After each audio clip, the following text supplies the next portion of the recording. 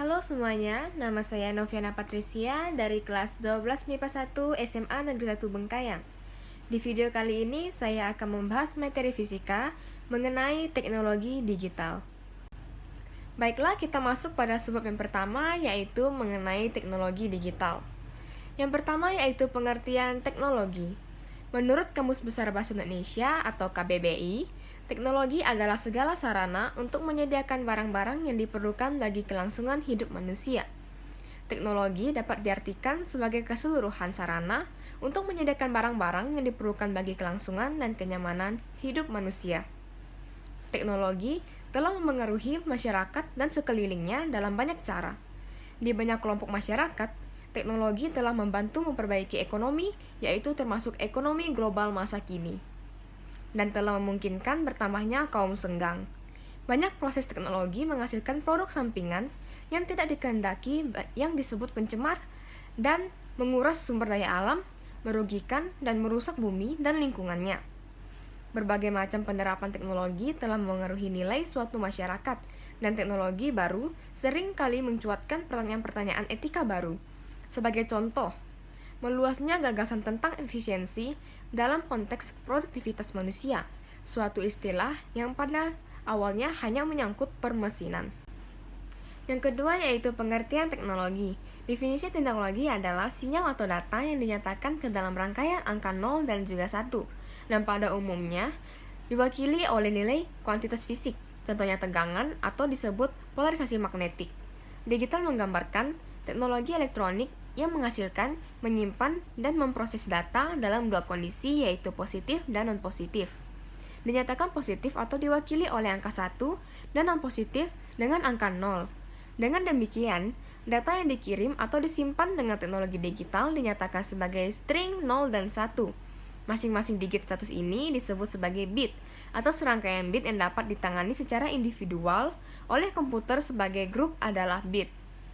Sebelum penemuan teknologi digital, transmisi elektronik terbatas pada teknologi analog, yang menyampaikan data dalam bentuk berbagai sinyal elektronik, frekuensi atau amplitudo ditambahkan ke gelombang pembawa frekuensi tertentu. Transmisi telepon dan siaran secara konvensional memakai teknologi analog. Teknologi berupa digital umumnya digunakan dalam media komunikasi yang terbaru, seperti satelit dan transmisi serat, optik atau fiber optik. Misalnya, modem digunakan untuk mengubah informasi digital di komputer menjadi sinyal analog untuk saluran telepon dan mengubah sinyal telepon analog menjadi informasi digital di telepon komputer. Yang ketiga yaitu pengertian teknologi digital. Teknologi digital adalah teknologi yang menggunakan perintah pengundian biner untuk menghasilkan suatu perintah tertentu sesuai keinginan seorang pemrogram. Teknologi digital dapat dikatakan teknologi yang tidak menggunakan tenaga manusia atau manual tetapi cenderung pada sistem pengoperasian yang otomatis dengan sistem komputerisasi atau format yang dapat dibaca oleh komputer. Teknologi digital pada dasarnya merupakan sistem penghitung sangat cepat yang memproses semua bentuk-bentuk informasi sebagai nilai-nilai numeris. Yang keempat yaitu sistem bilangan. Sistem bilangan adalah suatu cara untuk mewakili besaran dari TU benda fisik. Sistem bilangan yang paling umum digunakan adalah sistem bilangan desimal, biner, oktal, dan heksadesimal. Sistem bilangan desimal adalah sistem bilangan yang paling familiar karena kemudahan dalam penggunaannya. Bilangan biner adalah bilangan basis 2 yang hanya terdiri atas dua simbol yaitu 0 dan 1 yang dipopulerkan oleh Gottfried Leibniz pada abad 17. Bilangan oktal adalah sistem bilangan yang terdiri atas 8 simbol yaitu 1, 2, 3, 4, 5, 6, dan 7. Bilangan heksadesimal adalah bilangan yang berbasis 16. Artinya heksa 6 dan desimal yang artinya 10. Sehingga heksadesimal terdiri atas 16 simbol. Yang kelima yaitu gerbang logika. Gerbang logika adalah dasar pembentukan sistem elektronika digital yang berfungsi mengubah satu atau beberapa input atau masukan menjadi sebuah sinyal, output, atau keluaran. Gerbang logika beroperasi berdasarkan sistem bilangan biner, yaitu bilangan yang memiliki dua kode simbol yakni 0 dan 1. Dengan menggunakan teori aljabar Boolean, ada 7 macam gerbang logika dasar yang membentuk sebuah sistem elektronika digital, yaitu gerbang AND, OR, NOT, NAND, NOR, XNOR, dan XNOT. Gerbang logika yang diterapkan dalam sistem elektronika digital intinya menggunakan komponen-komponen elektronika seperti integrated circuit atau IC, dioda, transistor, relay, optik maupun elemen mekanikal. Dan di bawah ini yaitu contoh dari beberapa gerbang logika. Pada sebab pertama, kita memiliki contoh soal dan pembahasan, yaitu banyak bit terdapat dalam 3 KB adalah diketahui 3 KB. Ditanyakan bit. Pembahasan, jika 1 byte sama dengan 8 bit, sedangkan 1 KB sama dengan 1,024 byte, maka 3 KB sama dengan 3 kali 1,024 dikali 8, maka hasilnya yaitu 24.576 bit. Jadi, banyak bit dalam 3 KB adalah 24.576 bit. Baiklah, kita masuk pada subbab yang kedua, yaitu transmisi dan penyimpanan data. Yang pertama yaitu proses transmisi data. Transmisi menurut Kamus Besar Bahasa Indonesia atau KBBI adalah pengiriman atau penerusan pesan dan sebagainya dari seseorang kepada orang atau benda lain. Data adalah keterangan atau informasi dalam berbagai bentuk seperti tulisan, suara, gambar diam, gambar bergerak, dan tulisan. Jadi, transmisi data adalah proses pengiriman data dari pengirim ke penerima. Contoh transmisi data yang paling sederhana adalah ketika ada seseorang yang sedang berbicara kepada orang lain. Proses transmisi data dapat berlangsung satu arah dan dua arah. Transmisi data secara digital adalah proses transmisi data yang dilakukan secara digital. Transmisi dilakukan melalui peralatan yang menggunakan sistem pengodian data secara digital biner. Berikut beberapa peralatan yang melakukan transmisi data secara digital. Yang pertama yaitu ada televisi digital. Televisi adalah alat yang mampu menerima data dalam bentuk gambar dan suara secara bersama-sama. Komunikasi yang dibangun di dalam televisi bersifat satu arah dengan prinsip kerja yaitu stasiun televisi mentransmisikan gambar dan suara yang akan diterima oleh pesawat televisi di rumah-rumah melalui antena khusus. Televisi generasi awal-awalnya menggunakan sistem transmisi analog yang mengodekan gambar dan suara dengan memvariasikan tegangan listrik dan atau frekuensi dari sinyal. Seturut perkembangan teknologi membuat siaran televisi analog diganti dengan siaran televisi digital dalam bentuk kode-kode digital 1 atau 0. Yang kedua yaitu ada telepon seluler. Telepon seluler atau ponsel adalah alat yang memungkinkan manusia untuk melakukan komunikasi dua arah. Ponsel hampir mirip dengan ponsel konvensional yang memakai kabel, tetapi berbeda dalam hal bentuk dan kepraktisan. Ponsel tidak memerlukan kabel dan dapat dibawa kemanapun dengan mudah. Sementara, telepon kabel terbatas untuk dipindahkan karena terhubung dengan kabel jaringan telepon. Saat ini, hampir semua orang mempunyai telepon seluler, baik bagi yang sekadar memanfaatkan untuk komunikasi dasar atau bahkan hingga ke fungsi hiburan. Telepon seluler dapat dibawa kemanapun, yaitu portable dan mobile, dan tidak perlu disambungkan dengan jaringan telepon menggunakan kabel atau nirkabel atau wireless. Saat ini, di Indonesia mempunyai dua jaringan portable nirkabel, yaitu sistem GSM atau Global System for Mobile Telecommunication dan sistem atau Code Division Multiple Access. Dalam perkembangannya, telepon seluler makin menambah fitur-fitur yang dapat mempermudah kegiatan manusia. Di sini ada beberapa kelebihan penggunaan ponsel. Yang pertama yaitu panggilan jarak jauh. Ketika melakukan panggilan terhadap seseorang yang berada sangat jauh, panggilan akan dirutekan pada pusat pertukaran jarak yang menyambungkan panggilan antar negara atau seluruh dunia melalui kabel fiber optik. Yang kedua yaitu panggilan dari telepon genggam ke telepon genggam. Panggilan melalui jaringan landline kepada pengantar wireless. Penerima atau akan dirutekan dalam jaringan wireless ke tempat sel terdekat dengan orang yang menjadi tujuan panggilan tersebut. Yang ketiga yaitu panggilan dari telepon genggam ke telepon rumah. Ketika melakukan panggilan terhadap seseorang yang berada sangat jauh, panggilan akan dirutekan kepada pusat pertukaran jarak yang menyambungkan panggilan antar negara atau seluruh dunia melalui kabel fiber optik. Yang ketiga yaitu komputer yang terhubung ke jaringan.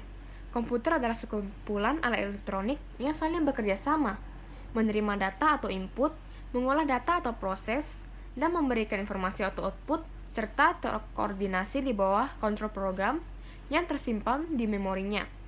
Memori adalah urutan byte yang dinomori atau sel dengan masing-masing berisi sepotongan kecil informasi. Informasi tersebut berisi perintah bagi komputer tentang hal-hal yang harus dilakukannya. Memori akan menyimpan berbagai bentuk informasi sebagai angka biner. Apabila belum berbentuk biner, maka akan dipecahkan atau encode dengan sejumlah instruksi dengan mengubahnya menjadi sebuah angka atau urutan angka-angka. Contohnya yaitu huruf F disimpan sebagai angka desimal 70 atau angka biner dengan metode pemecahan. Yang kedua yaitu penyimpanan data. Dalam dunia digital yang dimaksud adalah dengan penyimpanan data yaitu sebuah benda elektronik yang dapat menyimpan data-data elektronik dengan tujuan agar dibuka kembali atau digunakan kembali. Data-data yang disimpan dapat berupa gambar diam, gambar bergerak, suara, dan tulisan. Alat penyimpanan data atau dalam istilah komputer dikenal sebagai komputer data storage merujuk pada media penyimpanan berupa cakram optik, beberapa bentuk media penyimpanan magnetik, dan tipe-tipe media penyimpanan lainnya yang lebih lambat daripada RAM, tetapi memiliki sifat lebih permanen seperti flash memory. Beberapa jenis alat penyimpanan data yang cukup populer dalam komputasi atau komputer yaitu flash disk, micro SD, dan hard disk. Selain micro SD yang terdapat di penyimpanan data smartphone, ternyata setiap smartphone sudah memiliki penyimpanan sendiri yaitu RAM dan ROM. Nah, yang pertama yaitu flash disk atau kadar kilat USB atau penggerak kilat USB atau USB flash drive. USB flash drive atau lebih kenal sebagai flash disk adalah alat penyimpanan data memori kilat tipe NAND yang memiliki alat penghubung USB yang terintegrasi. USB flash disk biasanya berukuran kecil, ringan, serta dapat dibaca dan ditulisi dengan mudah. Besarnya kapasitas flash disk ini tergantung dari teknologi memori kilat yang digunakan. Penggerak kilat USB memiliki banyak kelebihan dibandingkan alat penyimpanan data lainnya, khususnya cakram floppy atau cakram padat. Alat ini lebih cepat, kecil, dengan kapasitas lebih besar, serta lebih dapat diandalkan karena tidak memiliki bagian yang bergerak daripada disket. Namun, penggerak kilat USB rata-rata 5 tahun. Kelemahan ini disebabkan oleh memori kilat yang digunakan tidak bertahan lama, bandingkan dengan cakram keras yang memiliki ketahanan data hingga 12 tahun. CD atau DVD berkualitas tahan selama 15 tahun jika penyimpanannya besar. Yang kedua yaitu microSD. MicroSD adalah kartu memori non-volatile yang dikembangkan oleh SD Card Association yang digunakan dalam perangkat portable. Keluarga microSD yang lain terbagi menjadi SDSC yang kapasitas maksimumnya resminya sekitar 2 GB. Meskipun beberapa ada yang sampai 4 GB, SDHC atau High Capacity memiliki kapasitas dari 4 GB sampai 32 GB. Adapun SDXC atau Extended Capacity memiliki kapasitas di atas 32 GB hingga maksimum 2 TB. Dari sudut pandang perangkat, semua kartu ini termasuk ke dalam keluarga SD. SD adapter memungkinkan konversi fisik kartu SD yang lebih kecil untuk bekerja di slot fisik yang lebih besar. SD adapter merupakan alat pasif yang menghubungkan pin dari microSD yang kecil ke pin adapter microSD yang lebih besar. Yang terakhir yaitu hard disk. Hard disk memiliki nama lain yaitu cakram keras. Hard disk drive atau HDD dalam sebuah benda yang digunakan untuk menyimpankan data digital. Data yang tersimpan dan HDD dapat diolah kembali oleh pengguna komputer. Macam-macam pengolahan data yaitu digandakan, dihapus, ditambah, dan diedit. Pada sebab yang kedua, contoh soal pembahasannya yaitu indeks bias inti sebuah serat optik adalah 1,6, sedangkan lapisan kacanya 1,40. Hitung sudut penerima kabel serat optik tersebut. Diketahui N1 yaitu 1,6, N2-nya yaitu 1,4. Ditanya sudut penerimaan kabel serat optik. Pembahasan berdasarkan substitusi dari penerimaan Eslius didapatkan sin A sama dengan akar N1 kuadrat dikurang N2 kuadrat. Maka sin A sama dengan akar 1,6 kuadrat dikurang 1,4 kuadrat, yaitu akar 2,56 dikurang 1,96. Maka dapatkan hasilnya yaitu akar 0,6.